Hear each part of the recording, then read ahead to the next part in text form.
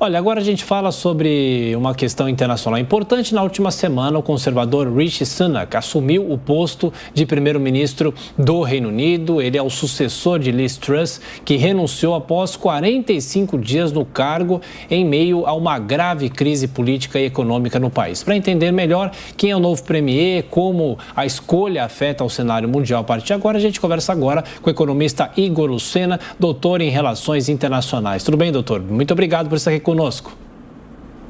Olá, bom dia, é um prazer estar aqui com vocês. Nós que agradecemos. Bom, doutor, a gente sabe que Liz Truss ficou muito pouco tempo no cargo e toda essa questão não só do Brexit, mas também as pressões econômicas, uma inflação muito alta no Reino Unido. E eu pergunto, qual é a chance do novo premier ter mais sucesso do que ela? Ele é do mercado financeiro, ele é jovem também. Qual é a possibilidade dele ter uma postura mais positiva do que ela? Exatamente. Bom, é importante a gente entender um pouco o perfil de Rishi Sunak e como ele chegou ao seu cargo, né? Primeiro, é importante lembrar que ele é um descendente de indianos, né? Ele é o primeiro descendente de indianos de uma ex-colônia britânica e também da religião hindu, que chega ao cargo de primeiro-ministro.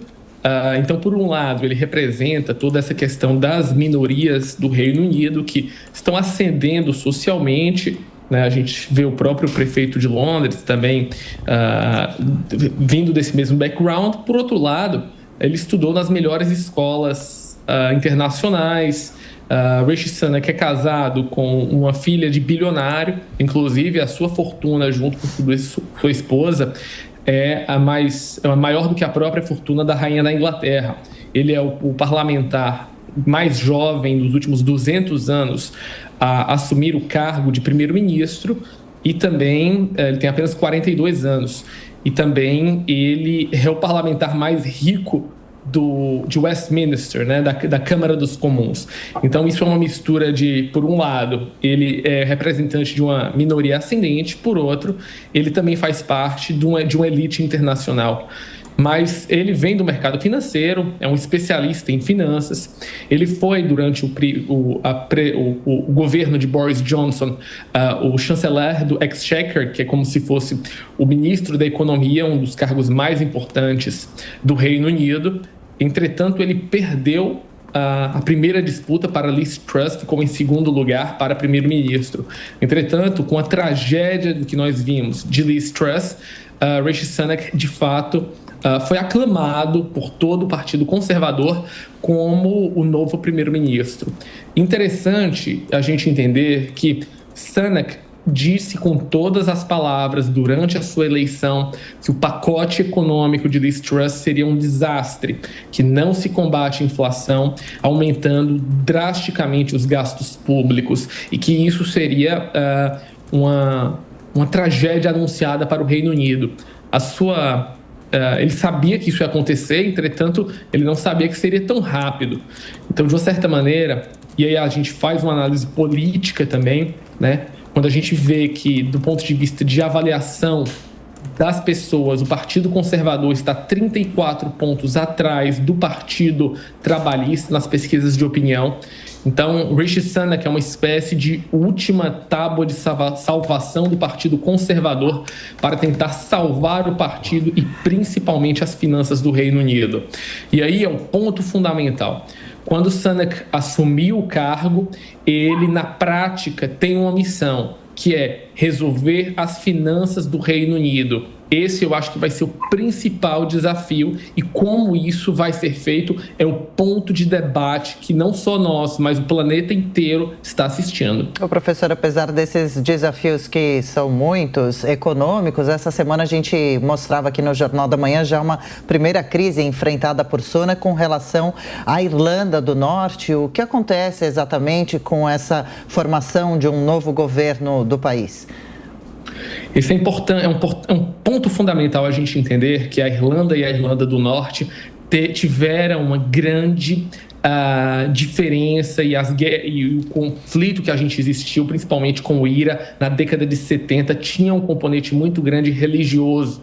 Entretanto, isso foi resolvido em um acordo chamado Good Friday Agreement, que de fato retirou as fronteiras. Isso também foi muito positivo com a instituição da União Europeia, que apesar das duas Irlandas serem uma ligada ao Reino Unido e a outra uma república, com o Good Friday Agreement e a União Europeia, basicamente houve uma convergência. Os dois países começaram de fato a coexistir pacificamente. Agora, com o Brexit, nós assistimos à volta de conflitos, principalmente do ponto de vista de negociação de comércio e também de irritação sobre relações de barreiras comerciais. O que aconteceu nos últimos dias é um ponto interessante, porque o Sinn Féin, que é não só um partido, mas um movimento político irlandês, basicamente se tornou majoritário nas duas Irlandas. Existe um movimento muito forte, radical, sobre a possibilidade de reunificação das Irlandas. Não só isso, mas também a possibilidade de assistirmos à independência da Escócia. Do ponto de vista político, esses são dois principais problemas de Rishi Sunak, que em tese teriam que ser trabalhados por Liz Truss, e ela não teve tempo nenhum para isso. Mas por que isso está acontecendo agora? Ora, Sunak foi um dos principais defensores do Brexit, e a visão do Brexit, além da questão de soberania, era que o Reino Unido teria sua capacidade de realizar acordos comerciais e economicamente estaria melhor. E isso não se tornou uma realidade. A gente analisa dados econômicos, principalmente durante a pandemia e pós-pandemia, e o que a gente assiste as exportações do Reino Unido estão aproximadamente 25% abaixo das exportações dos países desenvolvidos no pós-pandemia. Isso é um efeito clássico do Brexit. O nível de investimento direto do planeta inteiro no Reino Unido caiu 12% pós-Brexit. Existe uma análise já de vários órgãos independentes que o Brexit vai fazer com que o PIB do Reino Unido caia 4% nos próximos 2 anos. E isso faz com que as regiões mais pobres do Reino Unido, e a gente está falando da região da Irlanda do Norte e, claro, da Escócia, sofram mais. E, obviamente, uma situação econômica que degringola e que o governo central em Westminster não consegue resolver, faz com que movimentos separatistas e movimentos como o do Sinn Féin na Irlanda e Irlanda do Norte se tornem majoritários, principalmente pela questão econômica. Estamos aqui com o economista Igor Lucena. Doutor, 1 minuto só da sua atenção. A gente faz um breve intervalo de 2 minutos. Em instantes, voltaremos com as perguntas dos comentaristas. 10h36. Repita. 10h36. Autoridades condenaram o ataque contra Paul Pelosi, marido da presidente da Câmara dos Estados Unidos, Nancy Pelosi. Acompanhe os detalhes na reportagem de Paulo Edson Fiore. O marido da presidente da Câmara de Representantes dos Estados Unidos, a democrata Nancy Pelosi, foi violentamente atacado nesta sexta-feira na residência do casal, em São Francisco, na Califórnia. Paul Pelosi precisou ser hospitalizado. O agressor, que usou um martelo no atentado, também ficou ferido e está internado. Ele será indiciado por tentativa de homicídio e outros crimes. Nancy Pelosi, segunda na linha de sucessão à presidência americana, não estava na cidade quando o marido foi agredido. Com lesões no crânio, nas mãos e no braço direito, Paul Pelosi precisou passar por cirurgia e se recupera bem. Recentemente, o empresário de 82 anos se envolveu em uma polêmica ao ser condenado a 5 dias de prisão por dirigir embriagado e se envolver em um acidente. A vice-presidente Kamala Harris conversou com Nancy Pelosi. A parlamentar relatou que o agressor entrou na casa gritando o nome dela. Kamala classificou o ato como trágico. Em evento do Partido Democrata na Filadélfia, o presidente Joe Biden chamou o ataque de desprezível e disse que não há mais espaço para a violência política nos Estados Unidos. There's no place in America. A menos de 2 semanas das eleições de meio de mandato, vários parlamentares americanos soaram o alarme sobre a violência renovada contra eles. Segundo a polícia do Capitólio Capitólio, responsável pela proteção dos membros do Congresso, as ameaças contra deputados e senadores aumentaram em mais de 240% entre 2017 e 2021. Jornal da Manhã, 10h38. Repita. 10h38. Bom, retomando a entrevista com o economista Igor Lucena, falando sobre a mudança no Ministério, no Reino Unido, o novo primeiro-ministro, o que isso vai representar, principalmente para as questões econômicas nesse momento ainda difícil de consequências da guerra. Bom, o Cristiano Vilela faz a próxima pergunta. Cristiano. Professor Igor Lucena, satisfação falar contigo aqui no Jornal da Manhã. Tem dois pontos que me chamam a atenção, né? Um deles é o fato de termos a ministra Liz Truss sendo a ministra que permaneceu menos tempo no cargo, né, em toda a história do Reino Unido, apenas 44 dias ocupando a posição de primeira-ministra. E um outro fator de que nos últimos 6 anos temos agora o 5º primeiro-ministro. Esses dois elementos, eles poderiam, qual sinal eles poderiam deixar claro com relação à questão das instituições no Reino Unido? Estamos passando por um período de crise, não apenas do ponto de vista econômico, mas também do ponto de vista político. Qual que é a sua avaliação, professor?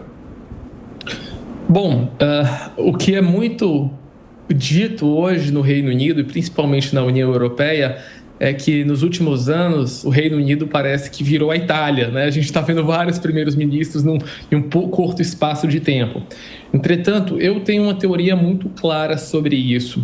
Acredito que a razão de tudo isso que passa no Reino Unido, lembrando que o Reino Unido é uma democracia constitucional de aproximadamente 900 anos, né? A Carta Magna, todas as constituições modernas do nosso o mundo ocidental vieram do Reino Unido, a primeira grande constituição onde passou parte dos poderes absolutistas para o povo, para o parlamento. Então é muito interessante entender isso, que é o nosso berço, né? O berço constitucional.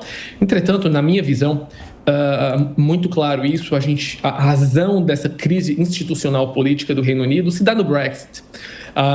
A briga política, as discussões sobre os efeitos políticos e econômicos não foram realmente ditas para a sociedade. Do ponto de vista de take back control, ou seja, ter mais controle sobre as legislações internas, foi realmente colocado pelos Brexiteers como uma realidade consumada, e isso realmente aconteceu. Entretanto, e aí é importante a gente falar, os custos econômicos e o grau de integração que acontecia no Reino Unido com a União Europeia, isso não foi dito de uma maneira clara para a população. A população, principalmente mais rural, e aí eu não sei se a palavra é enganada ou foi levada ao erro, de que demoraria muito tempo para reconstituir novas realidades comerciais. Então, é um fato de que a inflação do Reino Unido é maior do que na União Europeia e no planeta inteiro. O nível de desemprego é mais complexo no Reino Unido e a recuperação econômica é muito mais complexa, porque os efeitos do Brexit são claros. E eu quero deixar aqui uma visão geográfica. Os maiores parceiros do Reino Unido eram a França, a Itália, a Espanha, a Alemanha, e hoje eles não podem comercializar diretamente. Você tem barreiras sanitárias, barreiras comerciais, impostos, e tudo isso não existia. Então, basicamente, você diminuiu o nível de integração econômica. O Reino Unido não conseguiu fazer o acordo com os Estados Unidos. Os acordos com o Japão, Austrália, Nova Zelândia ainda dão poucos frutos. Então, na prática, várias empresas tiraram seus escritórios do Reino Unido e fábricas e levaram para a República da Irlanda ou outras nações europeias que possam acessar o single market, que tem 500 milhões de consumidores na Europa continental. O meu ponto de vista é: as crises políticas, principalmente do Partido Conservador, se dão por uma única razão. Eles subestimaram os custos econômicos do Brexit e agora não conseguem entregar para a população. Para solucionar isso, essa crise constitucional, não há dúvida, teremos que ter eleições no Reino Unido. E provavelmente quem deve ganhar as eleições, com hoje 35 pontos, são o Partido Trabalhista. Isso por quê? Porque a troca de primeiro-ministro não resolve o problema. Rishi Sunak pode sim fazer algum tipo de ajuste econômico de que de fato saneie as contas do Reino Unido. Mas do ponto de vista de continuidade do país e resoluções pró-Brexit, apenas com uma nova eleição. A gente não está vendo só uma crise econômica, a gente está vendo uma crise política que não é fácil de ser resolvida só dentro do Partido Conservador. Marcelo Rocha Monteiro. Bom dia, professor. A minha pergunta era justamente relacionada com isso. Aliás, eu ia comentar antes, né, da questão aí do rodízio de primeiro-ministro, eu ia comentar em tom de brincadeira que logo os ingleses estariam falando italiano, né? Trocando o idioma inglês pelo idioma italiano. Mas eu queria saber qual é, na sua avaliação, a possibilidade de uma dissolução do parlamento se o novo primeiro-ministro, o novo premier Rishi Sunak, não apresentar algum tipo de medida ou de melhora nesse quadro aí de crise, né? Qual é politicamente a chance de uma dissolução do parlamento e uma convocação de novas eleições? E também queria aproveitar para lhe perguntar se, do ponto de vista de apoio da população, o senhor considera viável hoje, eu acredito que isso teria que ser feito através de uma nova consulta popular, uma reversão do Brexit, né? Uma volta, né, do Reino Unido à comunidade europeia, como se dava antes do Brexit. Bom, muito obrigado pela pergunta, são perguntas fundamentais dentro desse contexto. O primeiro ponto, e aí é fundamental, ninguém quer perder seu emprego. Então, a possibilidade da gente assistir uma eleição antecipada no Reino Unido, para mim, é mínima.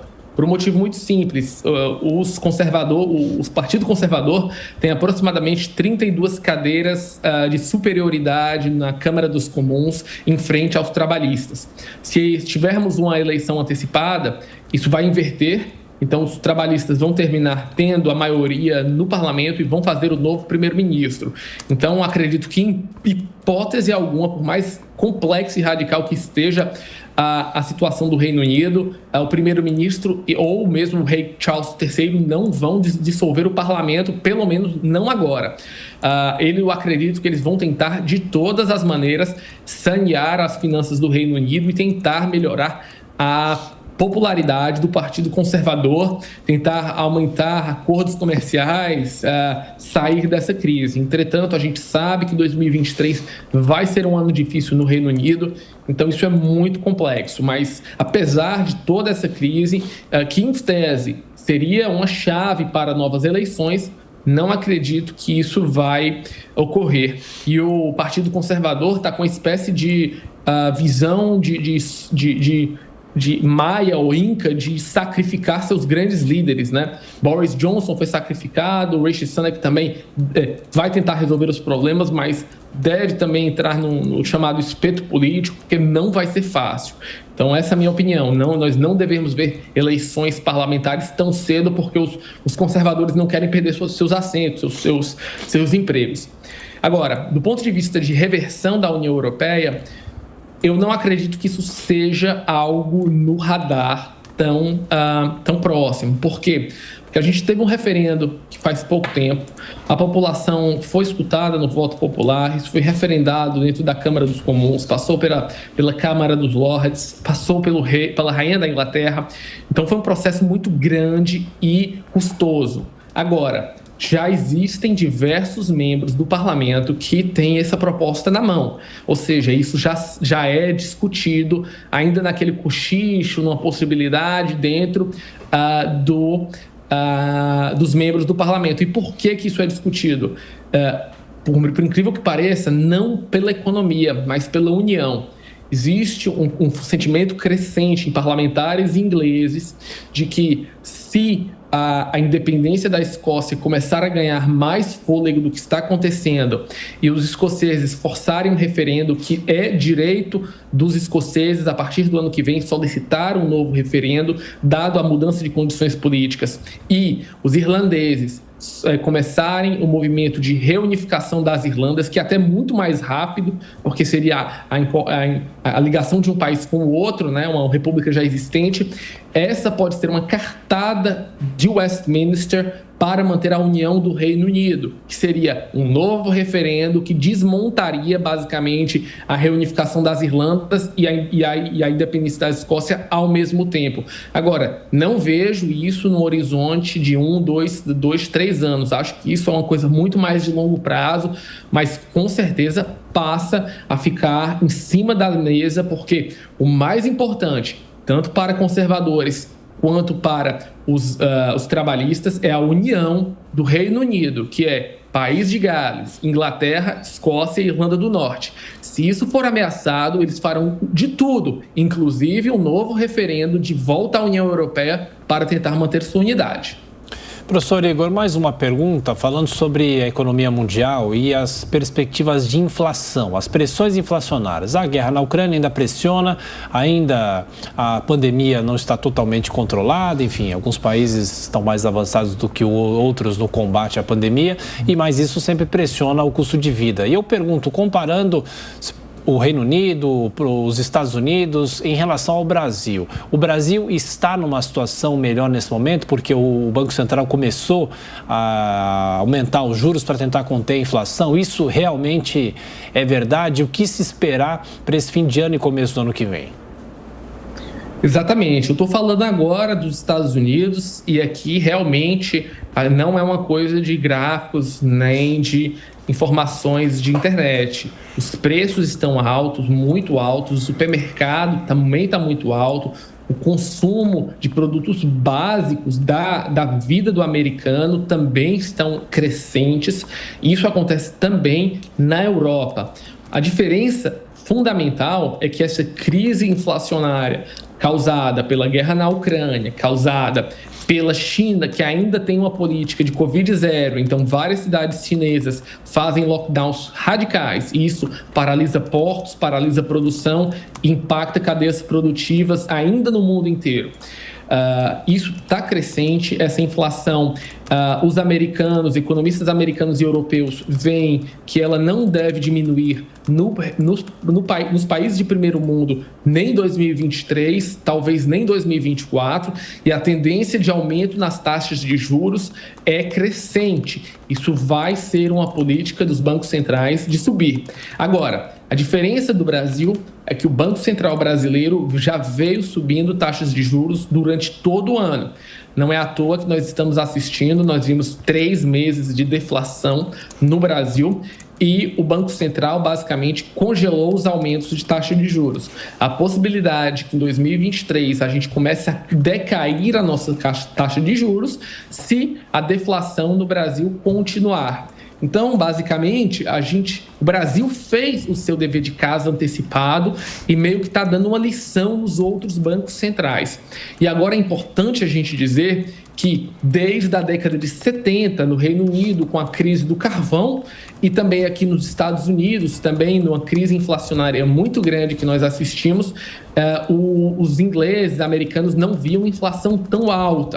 Então, isso é muito radical. Acima de 2 dígitos, né, mais de 10%, eles não estão acostumados. Isso derrubou o mercado de mortgages aqui nos Estados Unidos, caíram por 2 dígitos.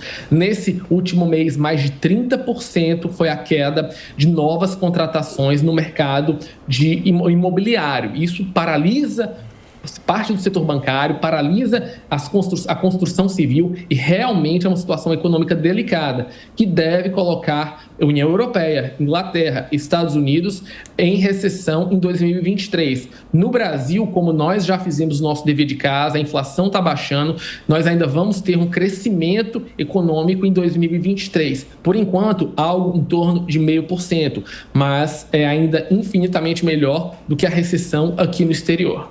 Conversamos com o economista Igor Lucena, que está nos Estados Unidos e também é doutor em Relações Internacionais. Professor, muito obrigado pela sua atenção, pela sua gentileza, pelas análises aqui no Jornal da Manhã. Um bom fim de semana, até a próxima. Muito obrigado, um bom final de semana e uma boa eleição a todos os brasileiros. É isso.